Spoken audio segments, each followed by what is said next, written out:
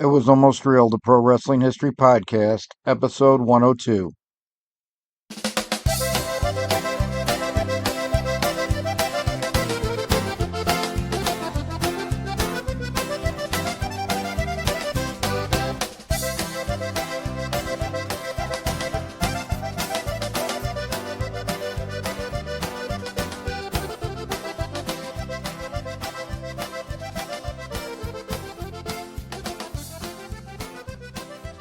Hello and welcome to this episode of It Was Almost Real, the Pro Wrestling History Podcast. My name is Ken Zimmerman Jr., and this is the podcast dedicated to the history of professional wrestling from the 1860s to 1930. And in this episode, I'll be discussing an out-of-control exhibition between Clarence Whistler and Andre Christol.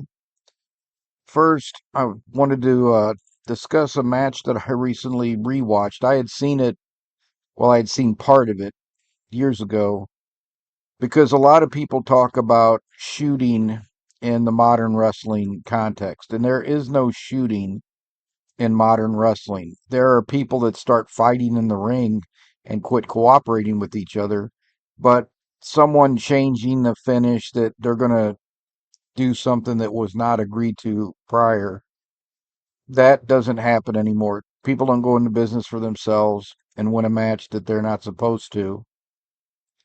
There's still been a couple of double crosses, but this is one of the more infamous examples of non cooperation.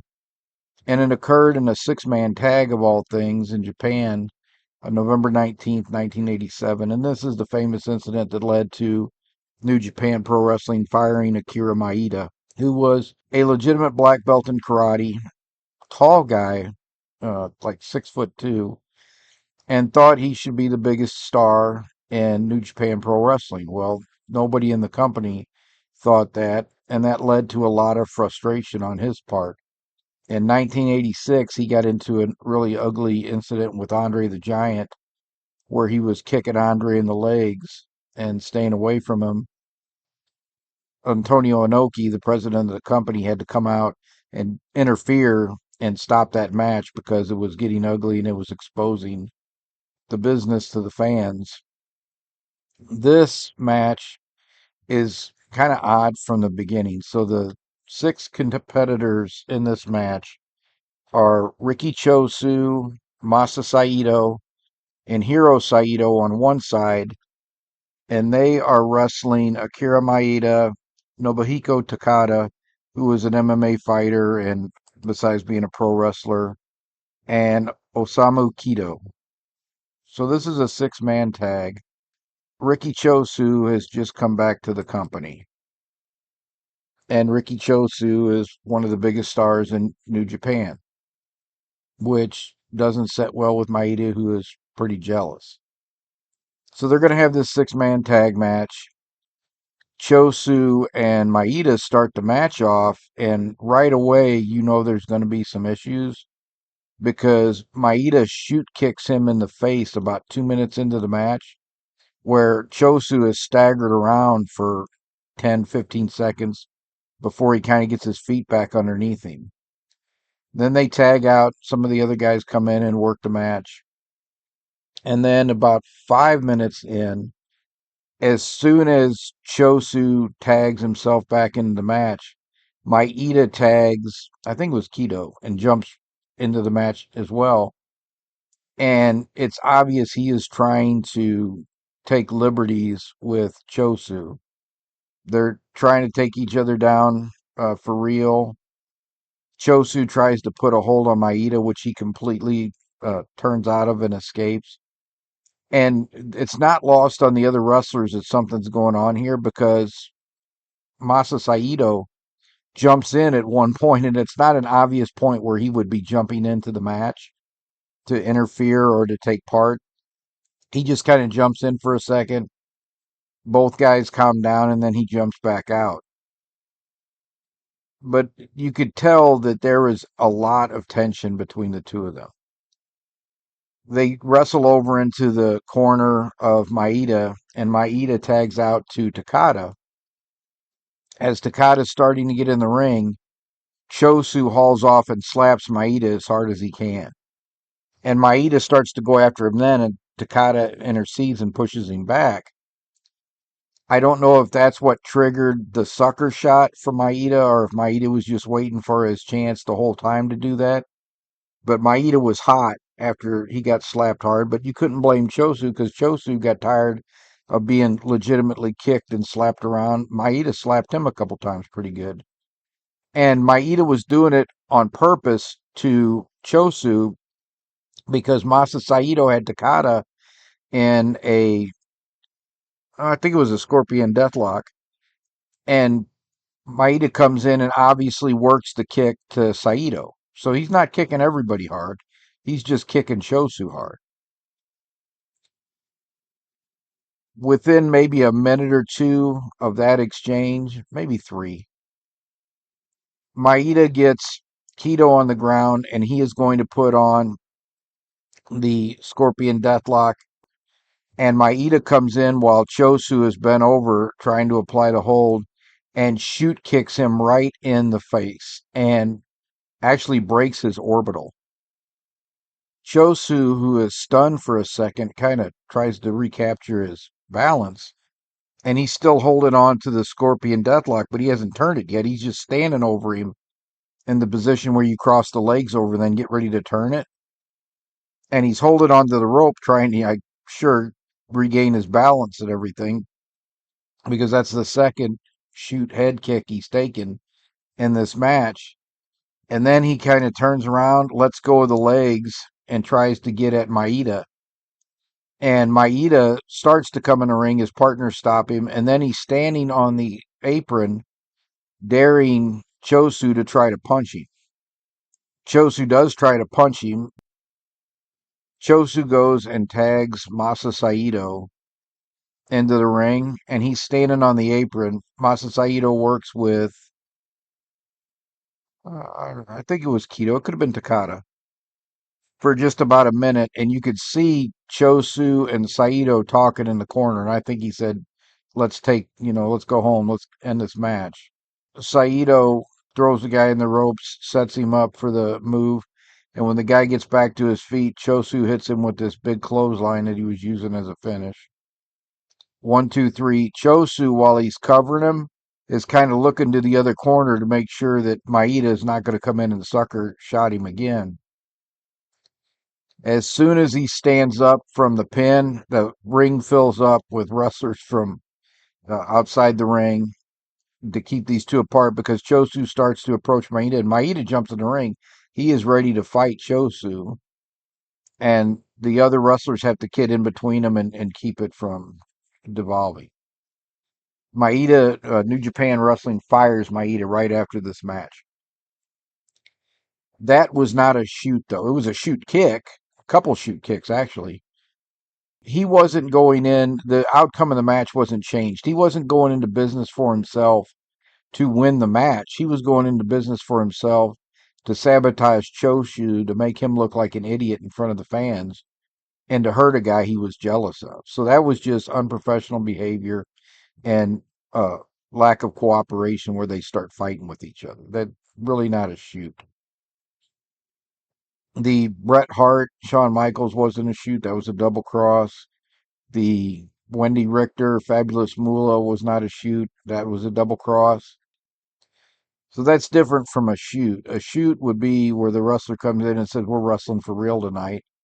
And the outcome of the match is not known because they're wrestling legitimately. That's never going to happen in a business controlled completely by the promoters. So shoots are a thing of the past. Double crosses still occur, but are extremely, extremely rare.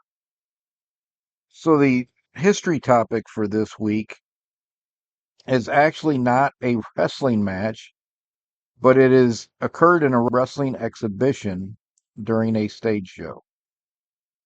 William Muldoon was the undisputed world heavyweight Greco-Roman wrestling champion from 1880 to 1889. In the 1880s, professional wrestling in the United States was not a big draw as a spectator sport yet. Evan the Strangler Lewis could draw 3,000 fans to 6,000 fans to Chicago in the 1880s, but he was the only one.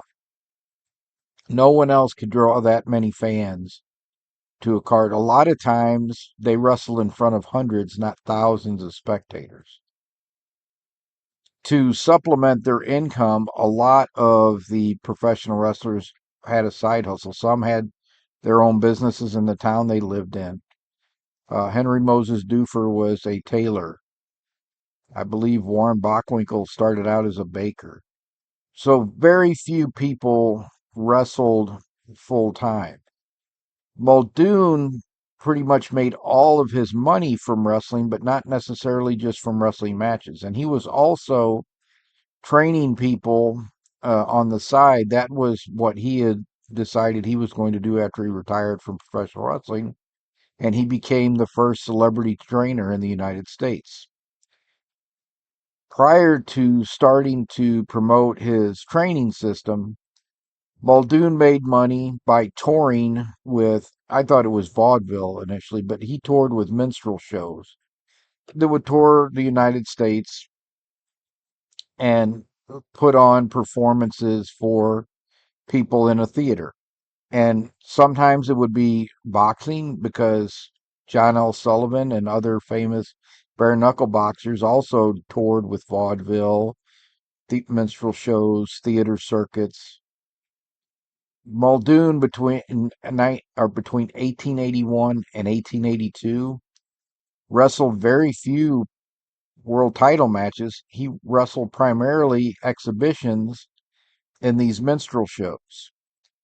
And he would recruit wrestlers to go on these shows with him and put on these wrestling exhibitions.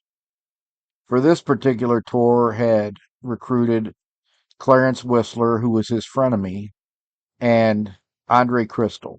Andre Christol was a decent Greco-Roman wrestler that actually established the Greco-Roman World Heavyweight Wrestling Championship in the United States in 1875 when he traveled from France to defend the title. One of the people that traveled with him from France was Theobald Bauer, who is the person that lost the title to William Muldoon. Theobald Bauer and Andre Christol worked their matches in the United States. So when Bauer beat, in quotation marks, Christol, it was in a worked title match.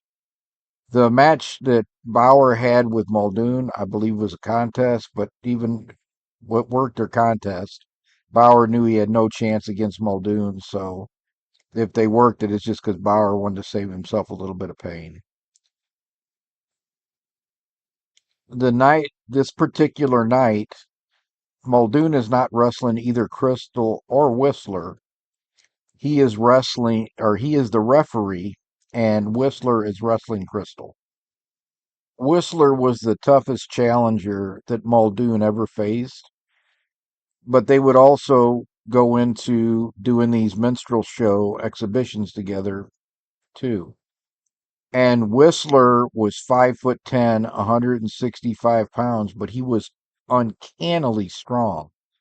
And he was as strong as Muldoon, who was 6'2", 220 pounds, and one of the first weightlifters of popular renown in the United States. Whistler was very, very skilled at Greco-Roman wrestling. He and Muldoon wrestled to a 7-hour draw.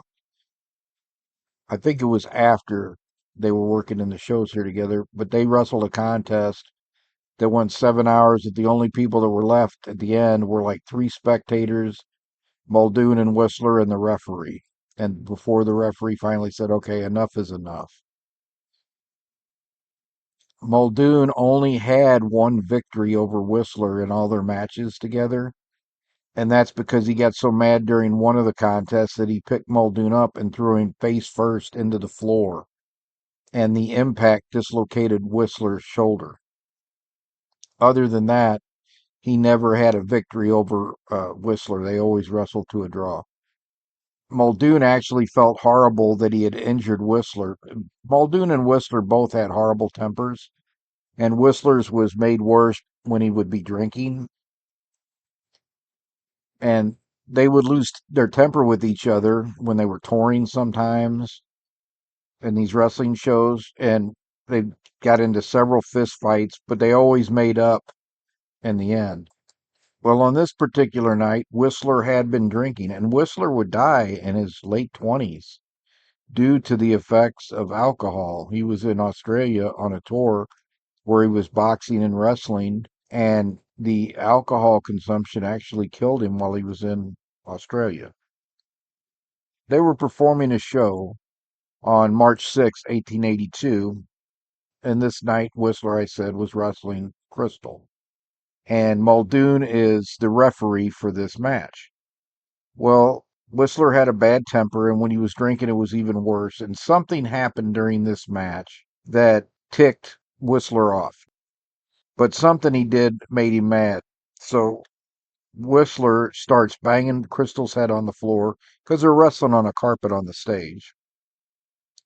Just roughing him up, butting him with the heel of his palm, bit his forearm at one point, and Muldoon realizes that Christol is getting beat around pretty good and declares a foul and tells Whistler, get off of him.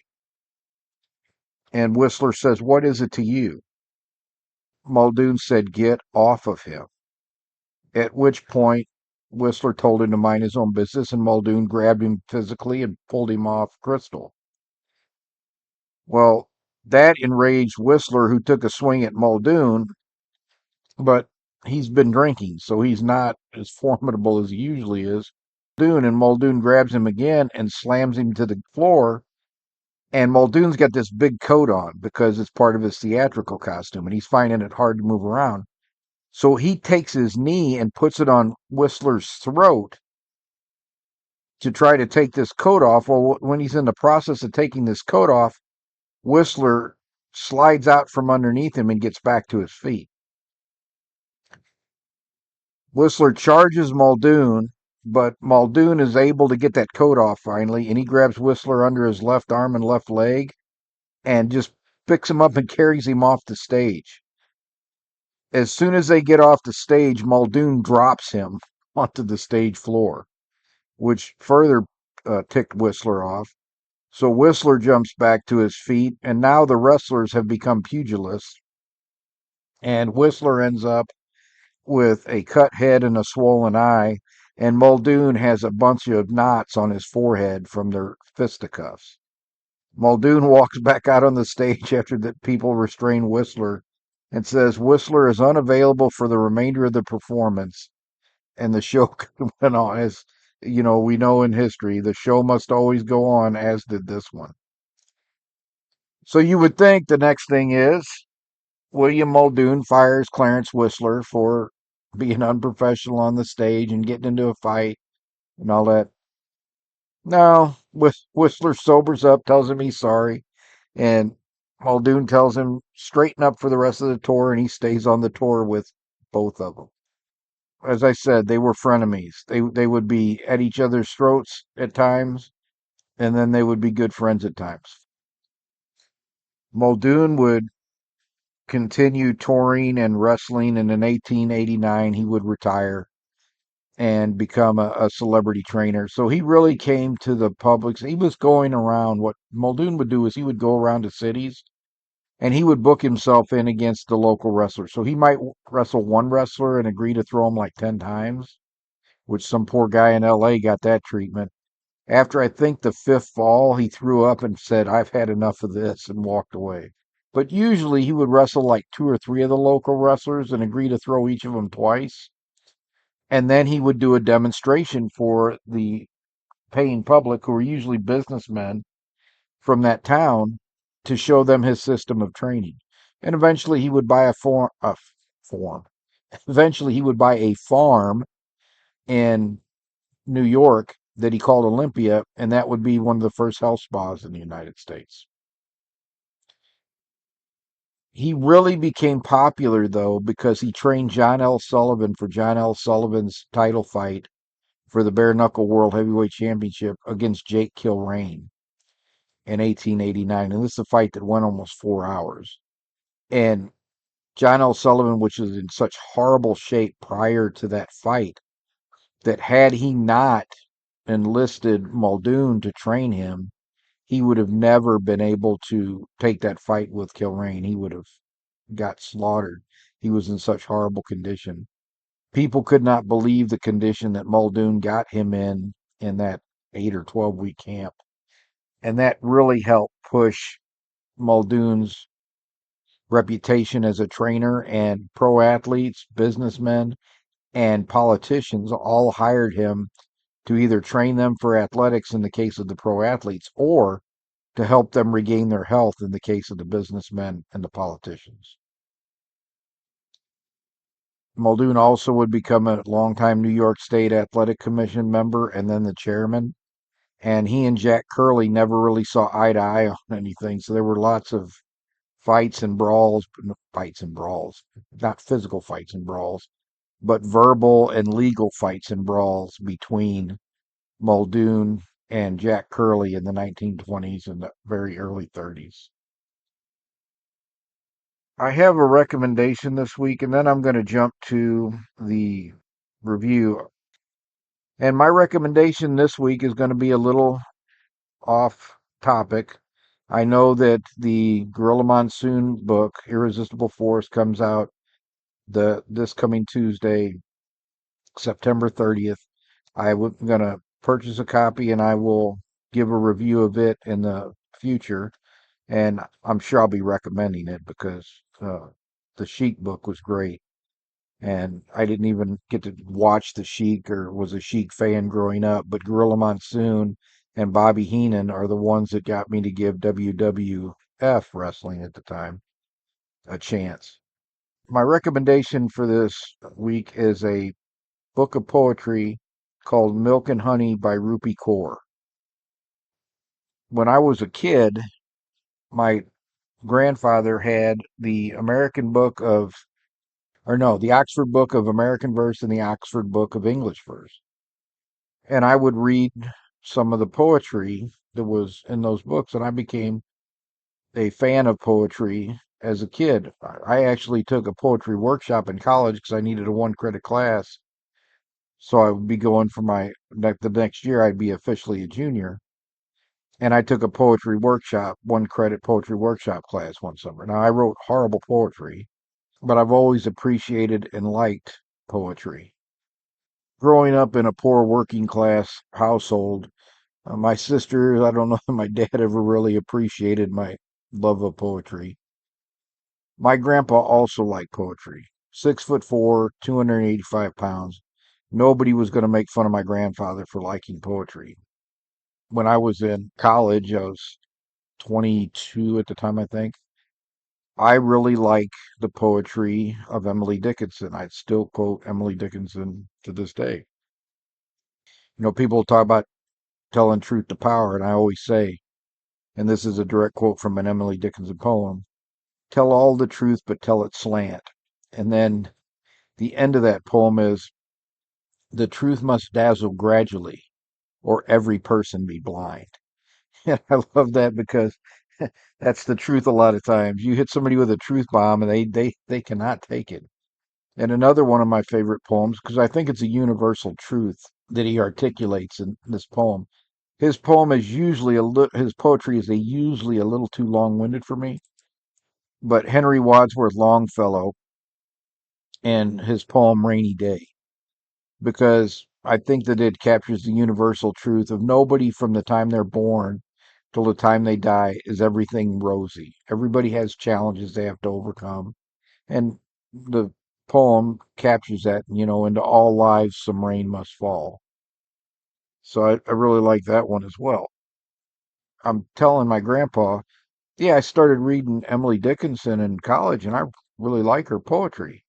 And my grandpa said, how in the hell can you like Emily Dickinson? And I said, tell all the truth, but tell it slant. My life closed twice before it's closed. You don't like her poetry? And he said, no, I don't like her poetry. I like Walt Whitman. And I said, how in the hell can you like Walt Whitman? He writes one long-winded poem about Lincoln's funeral procession, and he is the second coming of Geoffrey Chaucer. Well, about that time, my cousin's husband, who I was not fond of at the time, chimes in and says, are you guys arguing poetry? And I turned and looked at him, and he realized, oh, he might not like me saying that. And he's like, I wasn't saying nothing bad about it. I said, yeah, I know you weren't saying nothing bad about it, Dan. I said, it's always a good idea to sit in a corner and appear an idiot than to open your mouth and remove all doubt. I really like Rupi Kaur's poetry, and its Kaur is Kaur. If you like her poetry, she also has a special on Amazon Prime Video where she does a live reading of some of it. But I find it challenging in the best way, and somebody else's perspective on life and the challenges of life, and it's just really interesting. And I've read at least two of her books of poetry. I may have read all three now, but I know I've read two of them, and I highly recommend it. So if you like Milk and Honey, look at her, go get her other books as well. Really excellent poetry. This I had promised a review last week of the match with Hans Schmidt, who was the biggest heel in the Chicago territory in the 1950s, which made him the biggest heel in the United States at that time because Chicago was broadcast nationally. Fred Kohler's promotion, which caused a lot of tension with the other NWA promoters. So Hans Schmidt was actually born Guy LaRose in Joliet, Quebec, Canada on February 7th, 1925. So when he is the top star in Chicago, he is in his mid 20s to his mid 30s. And he wrestled under his real name for a few years until Paul Bowser, the Boston promoter, saw him and said, you look like a German to me. And so Hans Schmidt was born. And I never saw too many never saw too many. I didn't see any Hans Schmidt matches until, we have YouTube and now we have all the wrestling that's pretty much available out there. I saw Hans Schmidt for the first time. I'm not even sure he's on that Wrestling's Greatest Villains video I recommended a few weeks ago, which is kind of surprising because he was such a fixture on Chicago television. But I don't know if they had access to those, films when they made that videotape. So my experience with Hans Schmidt has been within the last 10 years or so. And one of the things I was struck by, he is tall, but he is not, super massive. He is actually pretty lean and he's pretty athletic. So he is a fairly athletic big man. Not in the big man like a Don Leo Jonathan big man, but just a tall, maybe like a Fritz von Erich. Tall, rangy, that type of thing. The two matches that I watched from Hans Schmidt in Chicago, one was Hans Schmidt versus Lou Newman, and the other one was Hans Schmidt versus Vern Gagne, where you have the biggest baby face versus the biggest heel in that Chicago promotion there in the 1950s. Vern, of course, was the U.S. champion at the time. The first match is a kind of heel versus heel match, and Lou Newman is the more typical heel for that day. He's a big, thick, set, raw bone guy, and will take liberties. And he takes liberties with Hans Schmidt, but he's still being cheered by the fans because Schmidt is the most hated wrestler around. So even though Lou Newman isn't really considered fondly by the fans, he gets the benefit of the fact that he's not Hans Schmidt. And this is a good little 10, 12-minute match. And of course, Hans Schmidt's the bigger star. He's going over in the end. For my first introduction to Hans Schmidt, I was pretty impressed.